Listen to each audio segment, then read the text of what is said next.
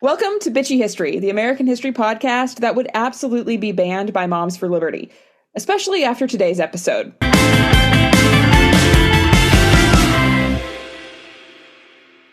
Here we are at episode 11 of Bitchy History, and today is not only the second of two Pride episodes, but it's also a very special episode because it's the first time we've had a guest on the show. Today we're joined by Amanda Timpson from Yesterqueers to talk specifically about the history of drag in the United States. Amanda, I'll let you introduce yourself before we get started. I didn't know I was going to be your first guest. That's so exciting. Brand new, first one. Never done it before on this show. Amazing. That explains a lot about all the things that just happened. The homophobic recording video that we had to deal with today. Yeah. Just a moderate amount of technical homophobia. Anyway, my name's Amanda. I am a writer and a television producer and an avocational public historian of queer history, which means I don't have a degree in queer history, but I know a lot about it, and I spend a lot of time educating about it.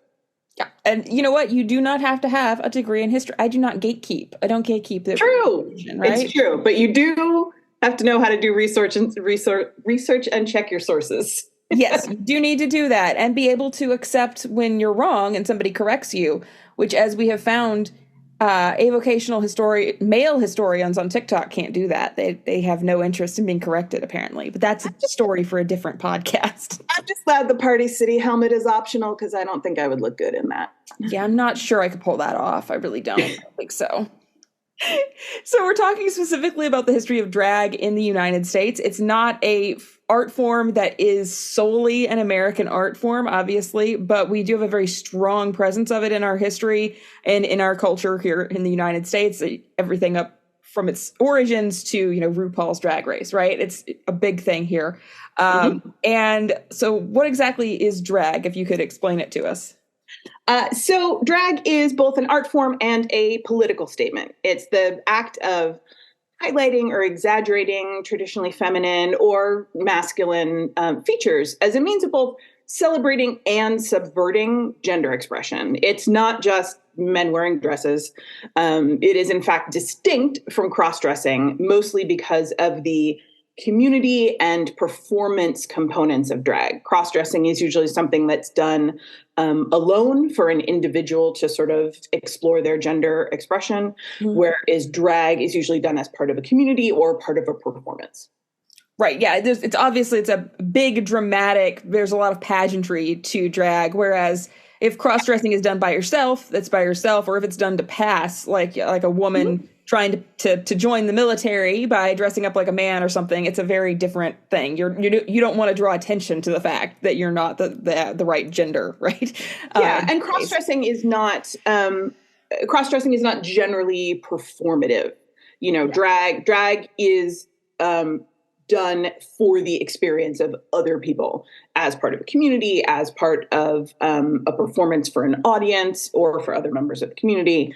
Whereas, cross-dressing is an individual choice for a variety of reasons, which is a whole different episode that hopefully you'll invite me back for. I am. I have another set of notes set up for that. So we'll do another episode on that.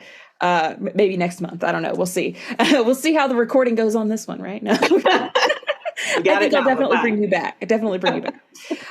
So we talked a lot about this already. We were meeting on Zoom about this episode. And, you were telling me some of the stuff I definitely did not know about the history, kind of the origins of drag, where it got its start here in the U.S. So if you could kind of go into that a little bit, because this is why I brought you on, because this is not my area at all, honestly. So I love the history of drag is actually fascinating. So, of course, it has its roots in theatrical traditions all around the world. So ancient Greece, Shakespearean theater, kabuki theater, you see a lot of male performers playing female roles. But drag in the US actually has its roots in Washington, D.C. in the late 1800s with the first queen of drag, who is a formerly enslaved man named William Dorsey Swan, who held parties that were then just called drags. Now we would call them drag balls, which were like big, fancy parties where he and all of his friends, most of whom were also formerly enslaved men, would wear their finest women's clothes. So it's really, like almost everything that is awesome and amazing in culture in the US, it is rooted in the Black experience in the United States, and specifically in the experience of formerly enslaved men in the nation's capital right after the Civil War. Yeah, and I think that's a really interesting thing, that so many of the things that have caused these sort of culture freakouts, these all this anger, had always has been stuff that with its root in African American culture. Like the anger about jazz when it came out as, as devil music, the anger about rock and roll, it was all related to this, these tensions of race. And so it's interesting that we're facing off against, issues with drag now. And it all dates back to the same stuff. Everything is kind of wrapped up in this racial tension. Yeah, I mean, there's just nothing new under the sun, I suppose. Yeah. And it's the white supremacy of it all. Yeah, not that I think that like the Tennessee drag ban or whatever, the people who wrote it have any idea what the history of drag is. I don't think they've done any research on this. They just kind of instinctually hate it because they hate everything fun. I mean, yeah, basically. Well, they hate everything fun, and they hate everything that is even a little bit subversive to this really rigid set of sort of, Christian American values of like, what is a man and what is a woman, and how do those two things or how do those two genders interact? And like anything that doesn't fall into those neat little boxes is like, they can't make sense of it and they hate it. And it is therefore must be perverse and destroying all of our children. So yeah, exactly. Yeah. And we've been dealing with this for a long time. There is this very strict enforcement through the law of these sort of, heteronormative standards in America. For all that we like to talk about, America being about freedom, it really has not been a huge for portion. whom exactly? Yeah, freedom for who exactly? Well, I made this point several times on the show in the last few episodes about the Puritans, where the Puritans were not here for freedom in a general sense. They were here for their freedom. They were totally okay with creating a theocratic, situation in government as long as they were the ones creating the rules. And so really, honestly, it is very American, right? That's a very American idea, to control people and make them do what you want. I want everyone to have the freedom to be exactly like me. That word does not mean what you think it means. Right. I don't think you understand the concept at all, but that's sort of what's interesting about drag in the US, especially in the late 1800s, early 1900s. So William Dorsey Swann, he was one of the first really like queer activists in the US, and one of the first to really go up against the police and the sort of like governing restrictions around men gathering. And, in his case, it was sort of like a two-pronged problem, right? There was a bunch of Black men gathering, which was, frightening to people in Washington, D.C. And it was a bunch of Black men gathering wearing dresses, which was the thing they just sort of couldn't get their heads around. Yeah. So he was really among the first who just kind of pressed those boundaries. But what's interesting is that drag was not necessarily seen as a particularly perverse or weird thing up until like sort of right after World War One. Like certainly like there were, laws that I know we're going to talk about like cross-dressing and stuff. And William Dorsey Swann ended up being arrested a couple of times for running a disorderly house, which is they thought he was running a brothel instead of throwing a party. But before World War One, the highest paid actor in the country was a female impersonator who we would now call a drag queen, named Julian L. Tinge. And he was a white man. A white man? No! Of course. So, but like female impersonation was very, very popular during the height of vaudeville. Drag kind of made its way like from Washington, D.C. up the Eastern Seaboard into New York. It was a huge part of the Harlem Renaissance. So like many things, it wasn't much of an issue until people started to decide that it was. And then suddenly it was this, huge, perverse, oh my God, the children problem. Of course. Yeah. Sound familiar? Yeah, sounds pretty familiar. I just keep finding that nothing is new. Nothing is new. Everything sounds, like something that happened 100 years ago. Which in some ways I find comforting because I can look back and be like, okay, we've been through this before. Here's how we got through it.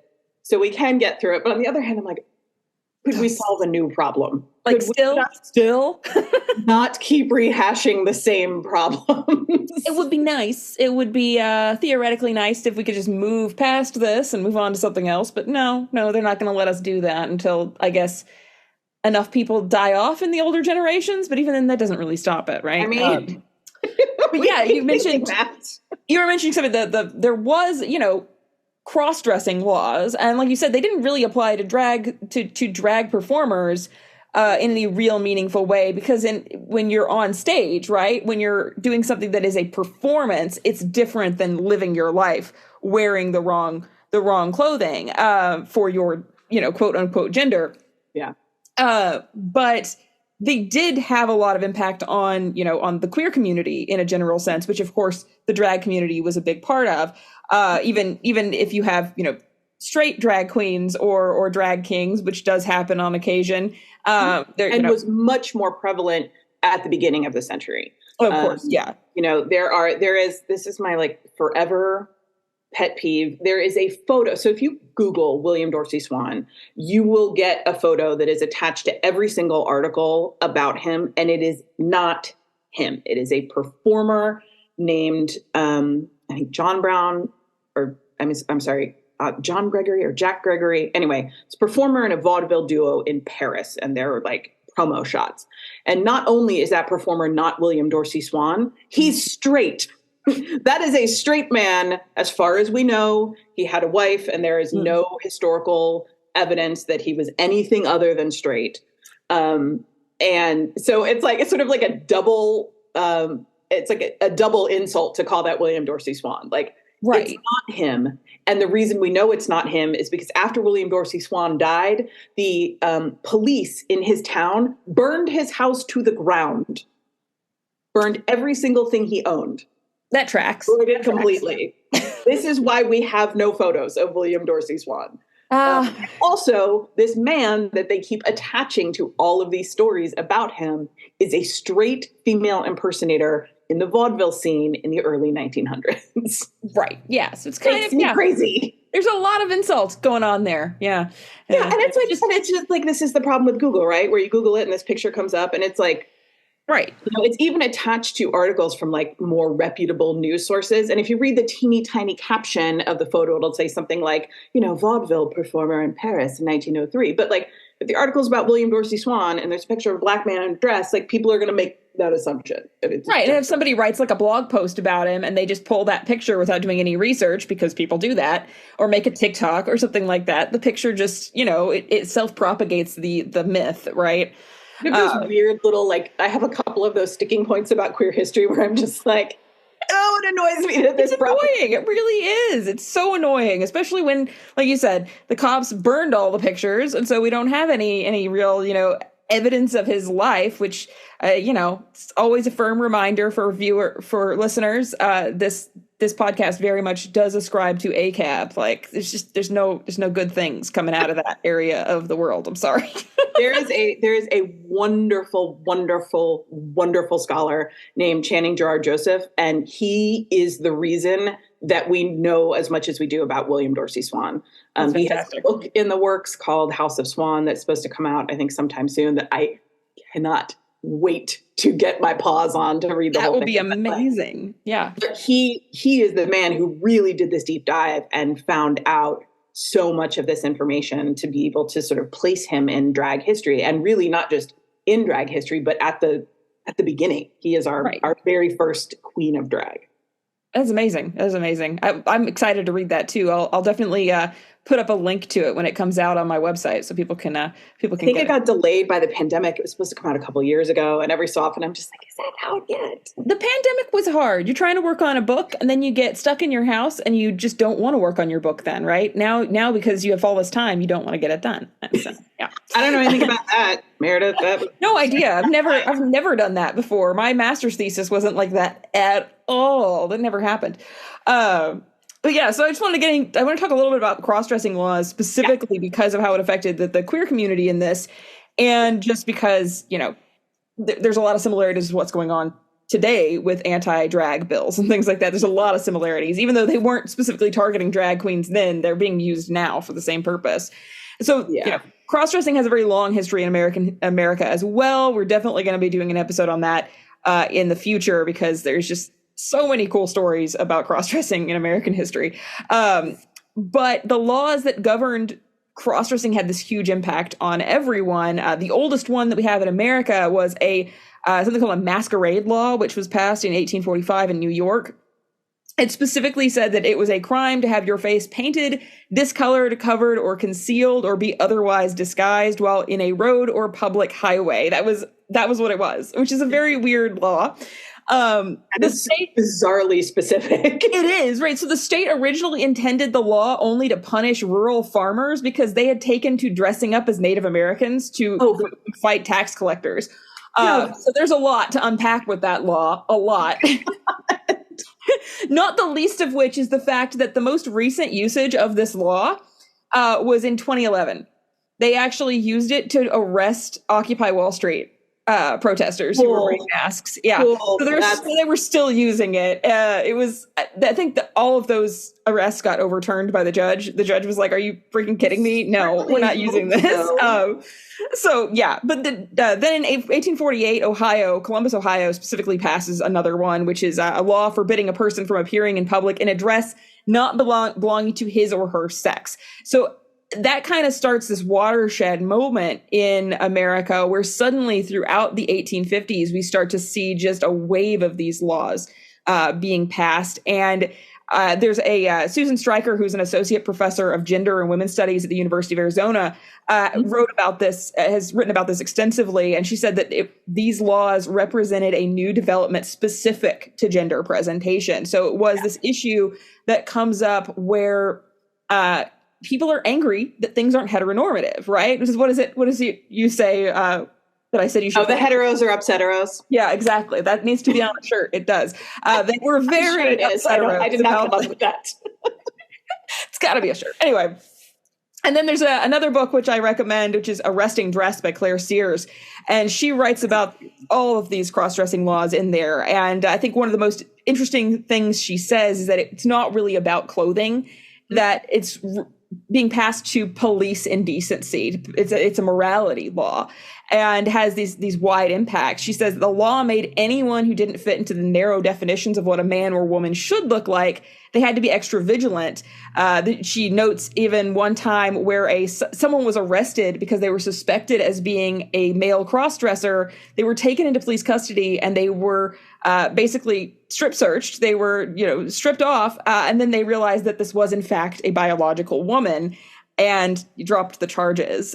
They sent her home with a certificate verifying her sex so that she could show her papers for future arrests. What's you're too mannish, What is absolutely hilarious is that nothing about that even is new to the end of the 19th century. The very first case of people in authority not knowing what to do about gender nonconformity comes from the Virginia colony in the 1600s, the middle of the 1600s. Mm-hmm. There's a person in the Virginia colony named both Thomas and Thomasine Hall, who dressed alternately in men's clothes and women's clothes, alternately did the work of men and women. Nobody could figure out Thomas/Thomasine's gender, including Thomasine themselves. They did not have a strong position on what their gender was. And the first NB, I love it. Now, so they were hauled in, same thing, to be examined by a panel of people to figure out what gender this person was. We now understand that this person was probably intersex. Mm-hmm. Because they exhibited the physical sexual characteristics of both genders, but they could not figure out what to do with this person. Yeah. So what they finally decided was that Thomas/Thomasine had to wear the clothing of both genders all the time. So a skirt and a shirt or whatever. Yeah, had to wear a dress, but a men's hat, because they just couldn't figure out what to do, and they had no way to parse this person who didn't really fit in either box because of how gendered all the like laws and like work and everything. So they were like, you just always have to dress as both genders all the time. Just so you don't confuse people. I feel like it's more confusing, but that's, like I said, very, very strict heteronormative gender-based roles during that period of time. And it causes a lot of problems for somebody to go against those at all. It's going to cause a major problem. And of course, like everything else in the US, the reason this whole thing came to a head is because Thomasine was working under an indentured contract. Mm-hmm. And the person who owned the plantation she was indentured to wanted to sell their contract.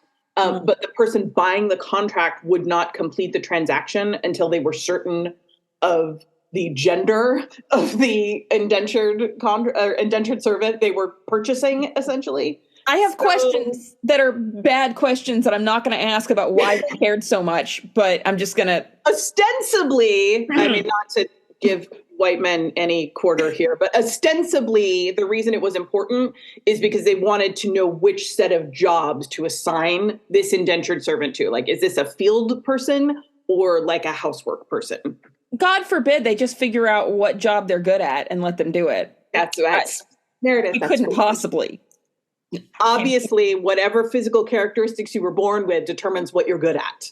Right. Of course. That's exactly how it works. Always.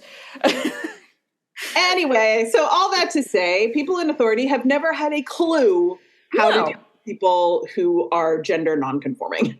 Right. And it's instead of just letting them be and let people, live the way they want to live, dress the way they want to dress, they have to get themselves involved. They always do. It's just, if it doesn't fit my narrow worldview of what society should look like, then, just you're going to have to be forced into this narrow worldview, or we're going to send you to jail. It was one of the stories of a woman who was arrested multiple times that Claire Sears talks about with cross-dressing. Yeah. She was in the 1870s. She's arrested more than 20 times for wearing male attire, and they keep sending her to jail, keep sending her to court, all of this stuff. And one time when she's in court, she just says, "You can send me to jail as often as you please, but you can never make me wear women's clothing again." Which I love that for her. I love that. She was like, "No, we're not doing this." But again, they just went after her continuously, trying to make sure that she would not be, allowed to live her life the way she wanted to live it, which is... There's a long history,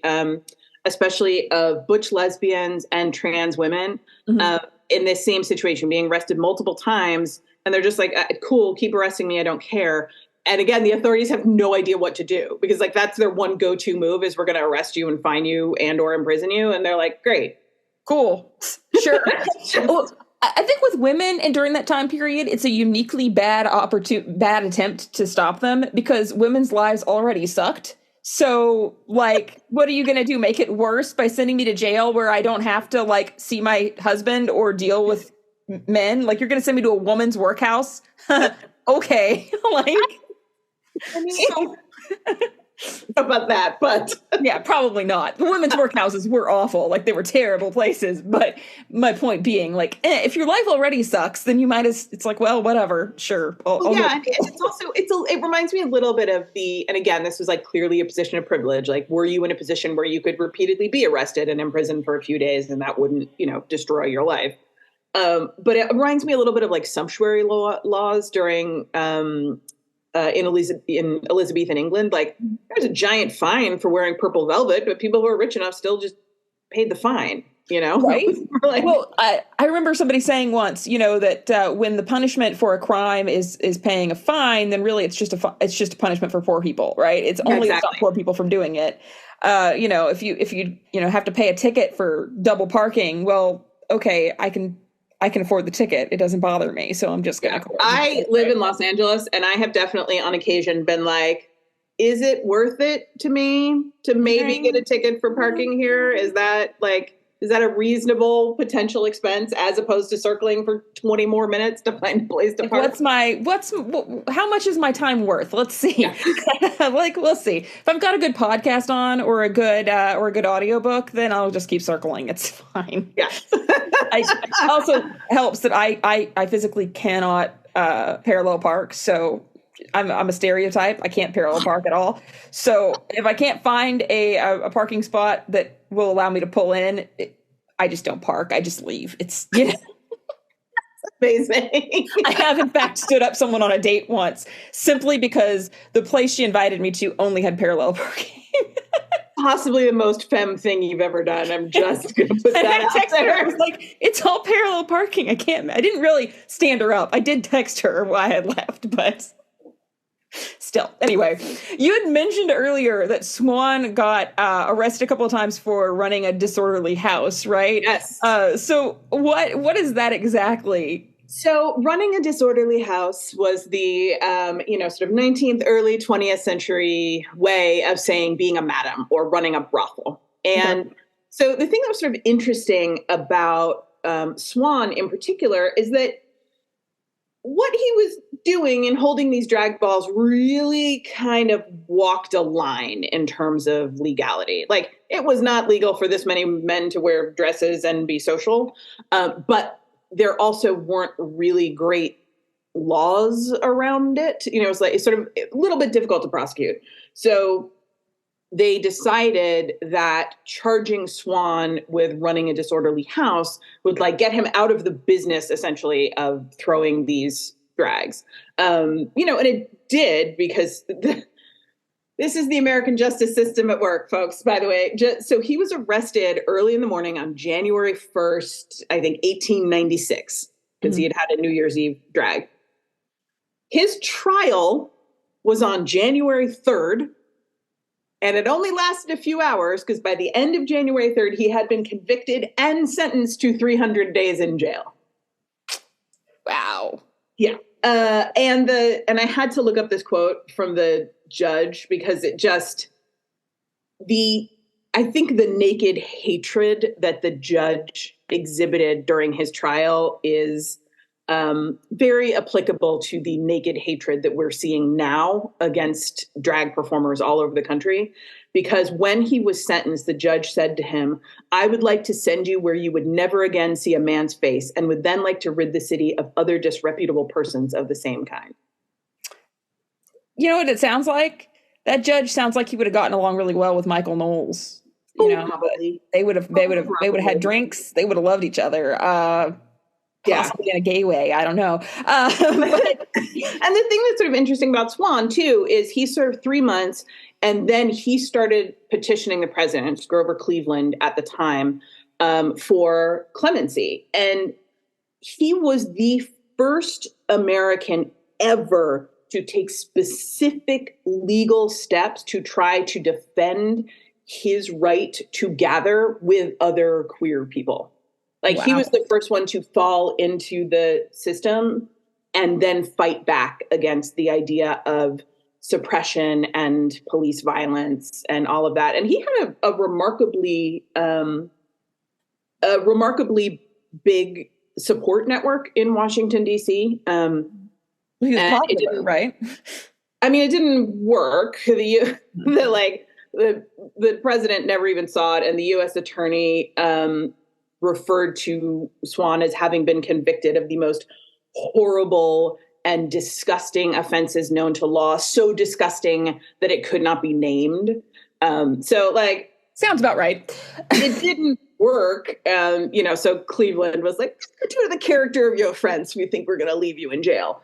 But he tried. Like, he was the first one to really raise public awareness and really try to fight back against this system. And that, that's the thing that's interesting about drag is that, yes, it's a performance and it's fun and it's campy, but it also has an enormous political element because of this claiming of space and claiming of community. As we move into the 20th century in particular, especially as we move into the post-World War II years, when people are queer people are sort of trying to figure out new ways to be in community.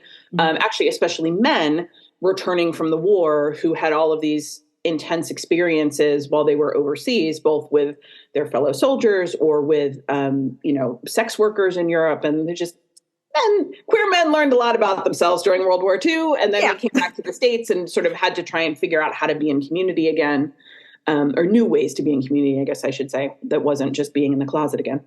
Right. And, so as drag rose up, through the 50s and 60s, I feel like we have to do a whole other episode on like drag houses and how that whole culture evolved. Yeah. But it really became this place that was both art and performance and entertainment and community and political activism and this, subversion of norms and this really powerful way to say, this is who we are and we're not going anywhere. Yeah. And because it is such an inherently public, performative, form of art, right? For a very long time, queer people were in the closet, even if they, had, Boston marriages or things like that, where you had two women living together or two men, living together. They kept it to themselves. It was between their relationship, maybe their family, maybe their friends, but they were not making a spectacle of it because there were laws and there were social problems that would come with that. And so, you have, historians who are like, oh, they were best friends. They lived together their whole lives and they had a little dog named Sappho and they were best friends. I'm like, their dog was named Sappho, buddy. They weren't best friends. But this is the situation, right? So they have been hiding themselves, hiding their identity for so long in order to get by. And then you just have, late 1800s, you just have these people who are like, we're just going to be very publicly queer and very publicly go against, gender roles and completely throw the system into disarray and chaos. And we're going to be public about it, which is going to change everything about how the queer community, live their lives at that point, basically. Yeah. And, drag also is a thing that sort of, it started among formerly enslaved Black men in the U.S. It moved through the Harlem Renaissance, and by the time you get to like the 60s, it had really been co-opted by largely white gay men.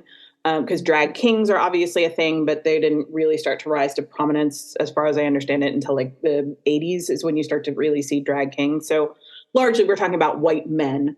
And the whole system of, drag houses and all of that came out of the racism of drag balls in the 60s in New York City, because there was a drag queen named Crystal LaBeija who was, at the time, drag was not as exaggerated as it is now. Like now when you think of drag queens, you think of like Divine and you think of like, big hair and lots of glitter and, colorful eye makeup and eyelashes for days and all of that. Drag was not like that in the 60s. It was much more like a Miss America pageant. Mm-hmm. So it was a little bit more about passing, although I'm hesitant to say that because they weren't trying to be women, but the beauty standards they were trying to meet in these pageants were the beauty standards applied to white cisgendered women. So less exaggerated. They weren't trying to over exaggerate the they were. I mean, the 60s were an exaggerated time. Like we've all seen Beehive. So they were that exaggerated. Yeah. But they were incredibly racist. A lot of them were being judged by very white beauty standards, which gave drag queens, Black drag queens and drag queens of color, pretty much no shot.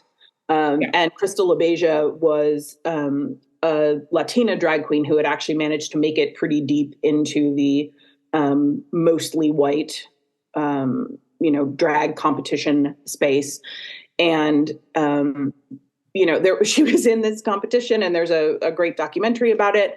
And she came in fourth, and a woman who was still in the top three, or a drag queen, I should say, who was still in the top three, hadn't even bothered to wear a wig. And it's made a perfectly pretty woman, but no, just not even on Crystal's level at all. she just snapped. She walked right off the stage and it's amazing because there was a documentary crew there at the time, and captured her whole, like, she is the reason that drag queens read people now. Like, anytime you see a drag queen read someone, that is all inspired by Crystal LaBeija. But the roasting of people in the crowd. It's amazing. But she founded the first drag house with, with another friend. She became the first drag mother.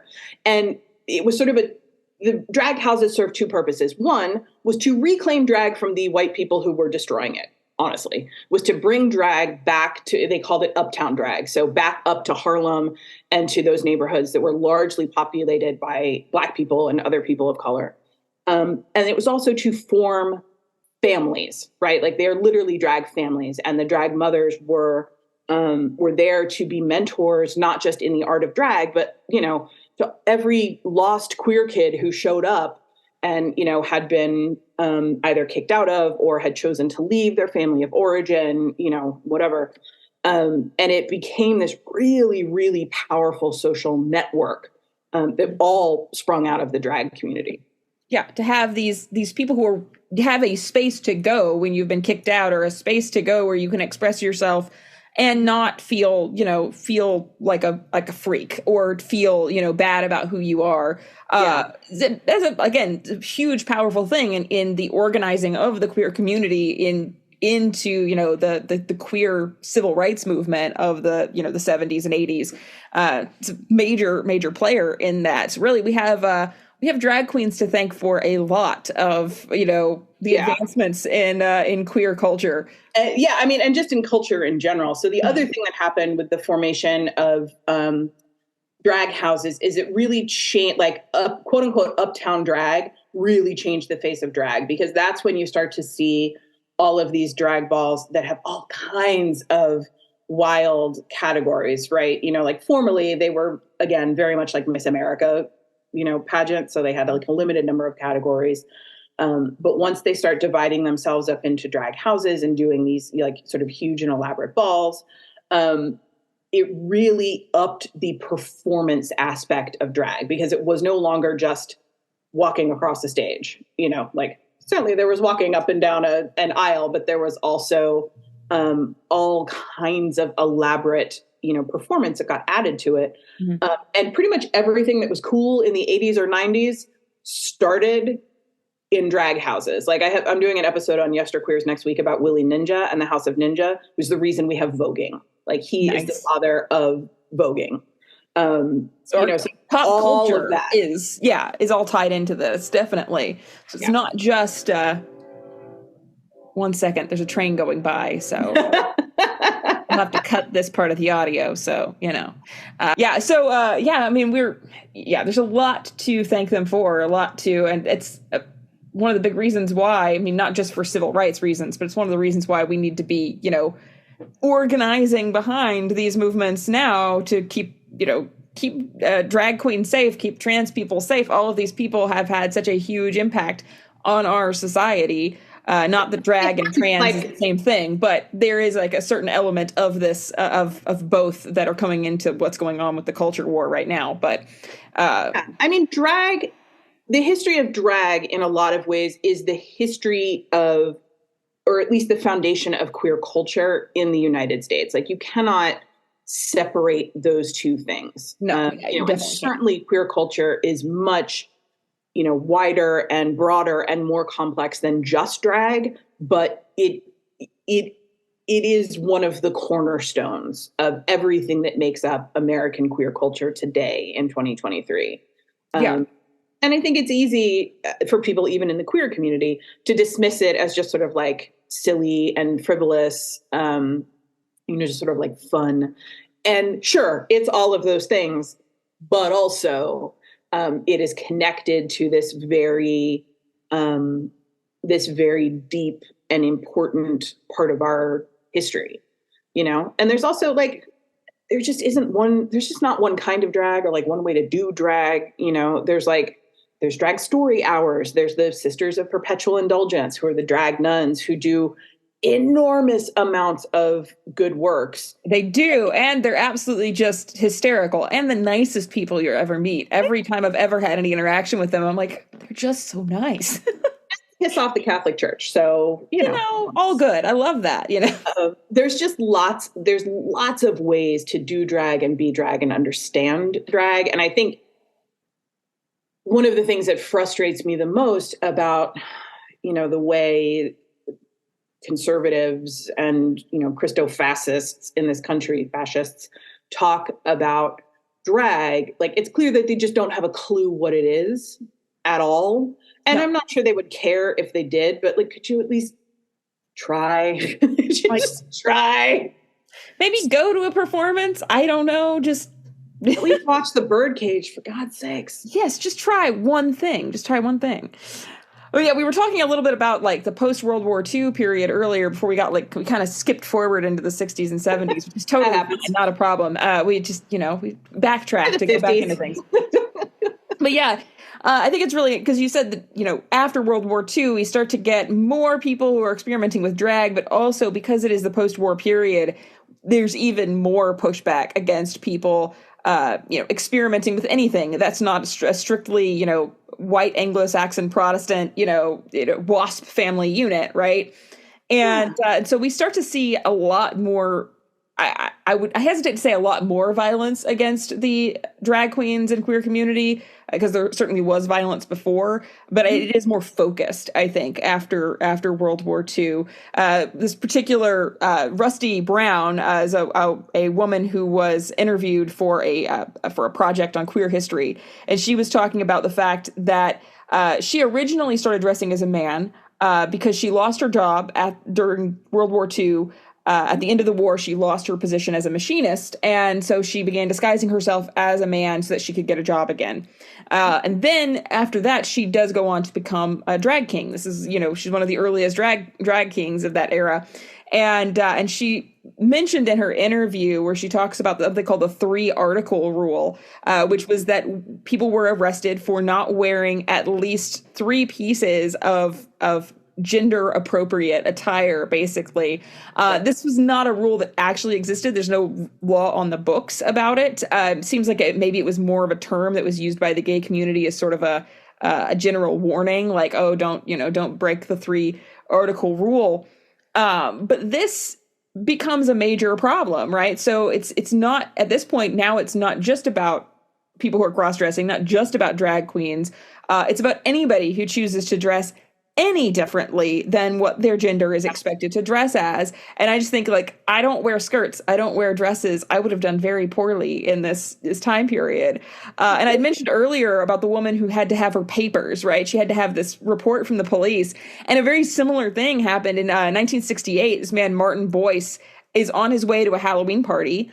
And he's dressed as Oscar Wilde, which, okay, cool. It's a cool outfit. I love it. It's great. But a cop... Famously a man, Oscar Wilde. Right. It's great. Great choice. But a cop actually collars him and says, hey, your costume is too feminine, which, first of all, it's Oscar Wilde. I don't understand, but whatever.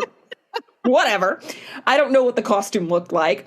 Boyce has an argument with the cop, and again, it's a papers thing, right? He pulls out the receipt. He's carrying the receipt for the costume from a unisex store, basically to prove that he is not wearing something that doesn't fit his gender. And it's crazy that he had to have papers for this.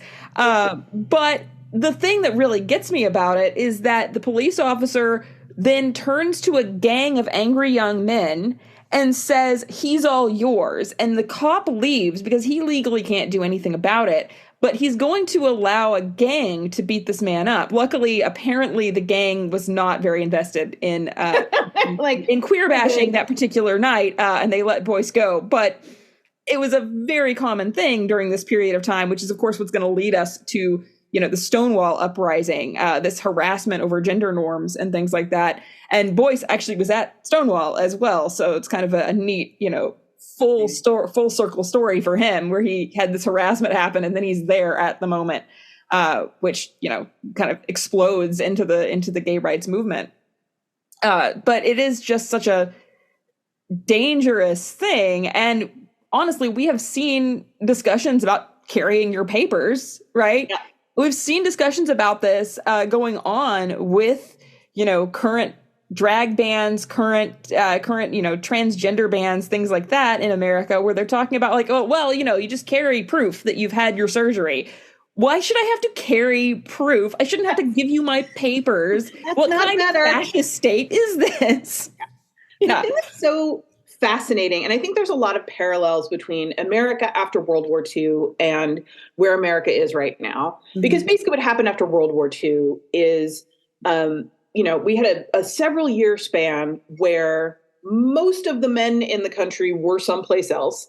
And a lot of them who were in Europe were either having experiences with their fellow soldiers, because that's what happens when you're lonely and think you're going to die every other minute, or they were having experiences with European sex workers. They were being exposed to European ideas about sex and sexuality. So you have a huge chunk of American men overseas somewhere fighting a war, but also learning a lot about themselves and their likes and the desires and like the world, at large. And then you have a bunch of women and girls who are suddenly pulled out of their sort of like support positions and put into jobs as, factory workers and machinists and car mechanics and all kinds of things. So they are suddenly, pulled out of this stereotypical behavior pattern. And then the war ends. And, everyone who wasn't killed comes home and all the women are expected to go back into the kitchen or back to being, secretaries or, nurses or whatever. And so it wasn't just the queer community, I think, that they were trying to rein in. It was everybody. It was like, all right, we had those weird war years and I'm glad everyone did what they had to do. But like, okay, women back in the kitchen, men back to stoicism, and back to the normal, day to day of what things are supposed to be like. Yeah, it's like it all just got a little too crazy. Let's just dial it back. And in some ways, I think that is very parallel to what's going on now. Like I'm Gen X. I am, almost 46 years old. So I watch the generations coming up behind me who have a very different understanding of gender and sexuality and, the ways in which people interact, which I think is wonderful. But it is terrifying to people who want this country to run on the, straight, narrow Christian tracks that they've been trying to keep, quote unquote, keep it on.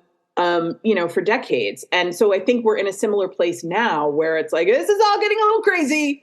So we just got to really, reel it back in. And it's like, it's not, you can't put toothpaste back in a tube. It's not going to happen. We're not going to suddenly stop living our lives or stop doing the thing, stop expressing ourselves or things like that. Yeah. And trans people and drag queens are two such obvious targets because like a drag queen, you can spot a drag queen at 50 yards, right? Like big hair, big boobs, glitter, drag queen. Yeah. And I don't think that that's true of trans people, although people always like to say, well, I can tell. No, you can't. You really can't. Literally cannot. But they feel like an obvious target. Well, yeah, and that's a really unfortunate thing, which I'm going to have to do a whole episode at some point on just trans issues at some point. Not that it's really my area to talk about, but trans history would be a really interesting. Bring another guest. That also is not my area. Yeah, we'll find somebody. We'll find somebody else on TikTok. Somebody will be available for it at some point. But yeah, it's a very unfortunate thing, especially since there are elements of the queer community which are not supportive of transgender people, which I don't understand. Turfy LGBT people, like I don't get it. Doesn't make any sense to me. Again, like whole other episode. I understand how and why TERFs came to be. I do not understand how they continue to proliferate here in 2023. Yeah, and it's very difficult for me to understand specifically TERFs who are also queer. Like it just seems so counter to the idea of like, look, you've been oppressed. You know what this is like. Why would you perpetuate that? But there's lots of people who, who have multiple intersecting identities. And, it's this pernicious desire to be as close as possible to like the ruling majority intersection of identities, right? Like to be as close as possible in this country to being a straight, white, cisgendered man, you know? So that it's just pernicious. But yeah, it's as much as we have to, you know, offload in order to maintain our proximity to, you know, what we view to be like the ultimate power dynamic in this country, which is it's exhausting. It's very exhausting. That was, you know, like you're just you have to be constantly fighting all the time, which is the thing that's great. The thing that's so tough about you know, what's going on in drag right now is that, or with drag, not in drag queens are fine. It's things happening to drag queens. Drag queens will always be fine. The drag queen community is doing great. It's just the outside of it's just everybody else.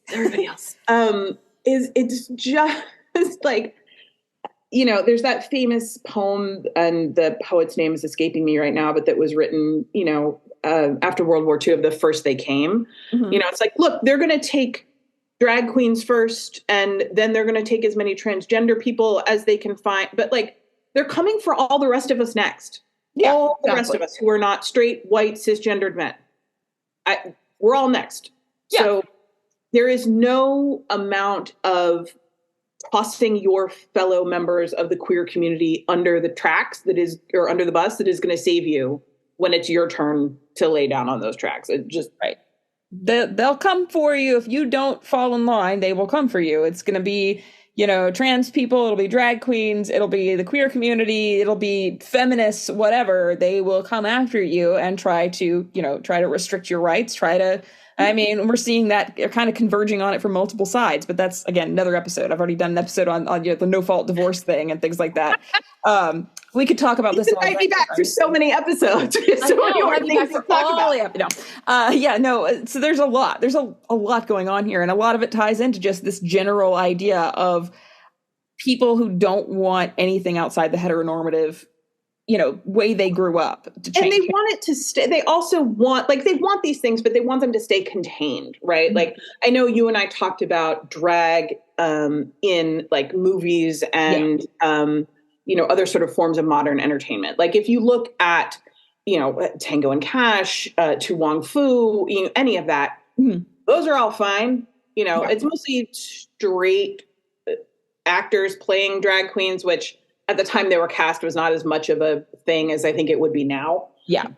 But like, that's fine. They just want it to stay like on the screen, self-contained. They want it to stay as like in the way that we find palatable and entertaining. You know, they want this one little piece of it, but not the whole, not the whole history and majesty of what drag is in this country. Existence of human beings that have it. Yeah. Like you know, it's the, like, love the sinner, hate the sin thing, kind of like, right. Or, you know, as long as it's a punchline, as long as it's something you can kind of giggle about in a movie or whatever, then it's okay. It's fine. But if it goes further than that, of somebody wanting to be taken seriously and actually want to, you know, subvert, that becomes an issue, right? So they'll watch RuPaul's Drag Race, man, which, and no shade to Drag Race. I think that show is amazing. And I think it has done amazing things for putting drag into the American popular conscience. Yeah, definitely it has. But yeah, it's still one of those things where it's like, oh, it's okay to watch RuPaul's Drag Race, but we still, you know, but that's just, it's like fiction. It's just in the TV, so it's not real. Yeah, kind of goes into that. So I'm sure we could go on and on about this, but I'm not even sure how long we've been recording for, so I'm not sure how long the episode's going to be. I wasn't keeping a clock on it. That's okay. But yeah, there's a lot of good examples of, you know, of handling of drag and handling of gender nonconformity in Hollywood. There are good examples of it. We mentioned The Birdcage earlier. You know, the 1982 remake of Victor Victoria is a really, really neat look at, you know, subverting expectations and gender roles, and of course, you know, being a drag king, right? That's kind of one of the early pieces of media about drag kings, since it is a remake of an older film. You know, so there are a lot of good representations that are very serious and respectful of the art form in a general sense. So at least it's not always just a punchline. Like it is taken and even like in some films. Yeah. Yeah, and especially sort of like drag in particular in films, like even when there is a punchline, it's still treated seriously. Yeah. Like The Birdcage is a really good example of that. The one with Robin Williams, where like that is a funny movie, and the drag queens are very often punchlines, but they are not the butt of the joke.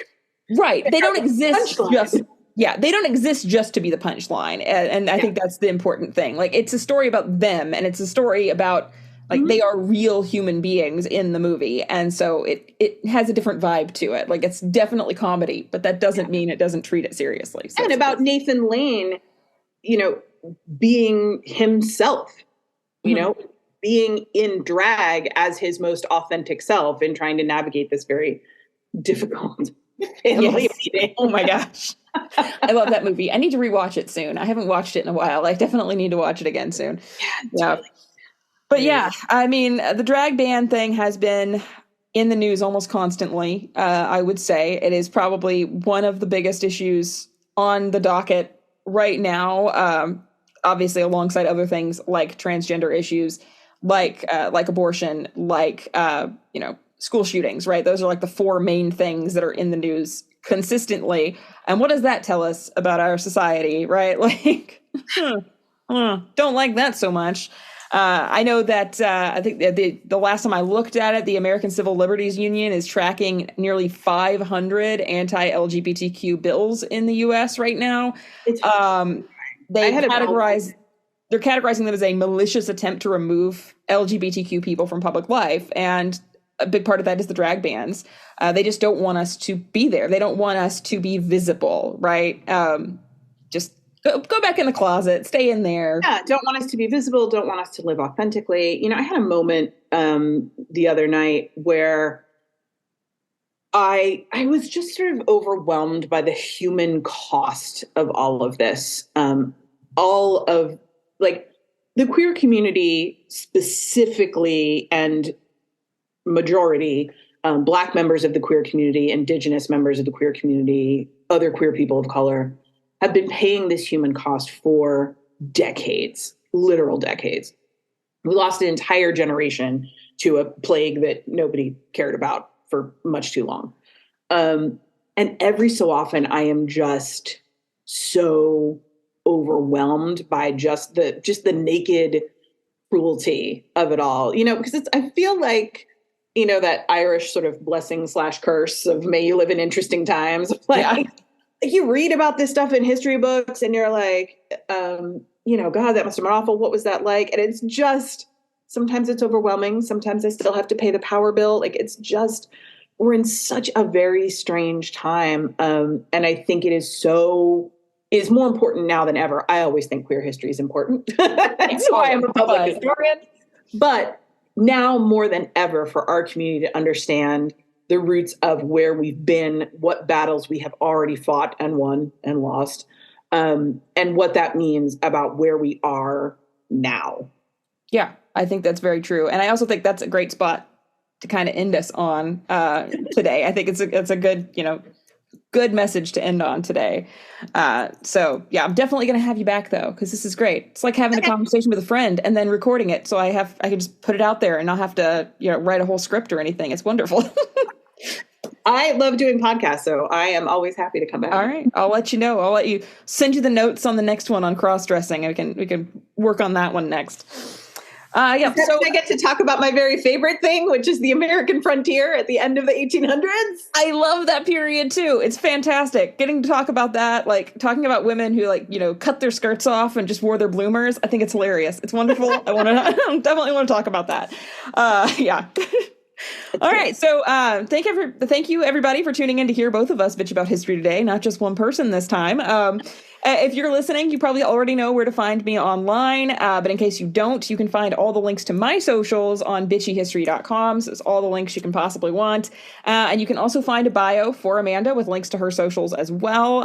But let them know where they can find you online here. You can find me on Instagram and TikTok as Yesterqueers. Easy enough, easy to find, right? It's easier than spelling my first name, which, trying to tell people, find me as Professor Meredith. They're like, I don't know how to spell Meredith. I don't know what you mean. That's the thing. Yeah. Well, yesterqueers. There you go. And there'll be a link on the website, which bitchyhistory.com isn't hard to type in. That one's fine. Just call you Professor Bitchy History from now on. Yeah, I'll just do that. That's wonderful. That'll work fine. Yeah, until my students actually start calling me that at the college, and then it won't be fine. Well, they already call you that, Meredith. They probably do. So as a brief reminder, Bitchy History is going to be transitioning to one episode a week from July 3rd onward. I mentioned this on Monday's episode. The 2-episode week has just been a lot of work to keep up with, especially when still running my research consulting business.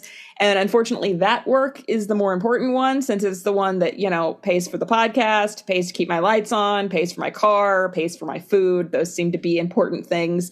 So the show will still be out on Mondays at 8 a.m. Eastern, but there will not be a Thursday episode. So we're just going to go to one episode a week. And as a final reminder, tomorrow, June 23rd, I'm going to be hosting a TikTok live with several historians, archaeologists, some other humanities experts, including Amanda, most likely, if you're going to be there. I will be there. At 8:30 p.m. Eastern, which the event is called History and Drinks. And the joke right now is that we're doing drunk history the right way. The show Drunk History. So we're doing it the way it should be done. So put that in your calendar and come over to my TikTok for that. It'll be hosted on my page. So, all right. And Bitchy History will be back on Monday. We're going to be exploring what life was like in the colonial American period in the early 1700s. We're inching in on finally getting to, the American Revolution. We've only got 7 more decades left to cover before we get there. We'll get there sometime. In July, maybe. I don't know. We'll see. We'll get there eventually. Yeah. And I'll see you back here on Monday.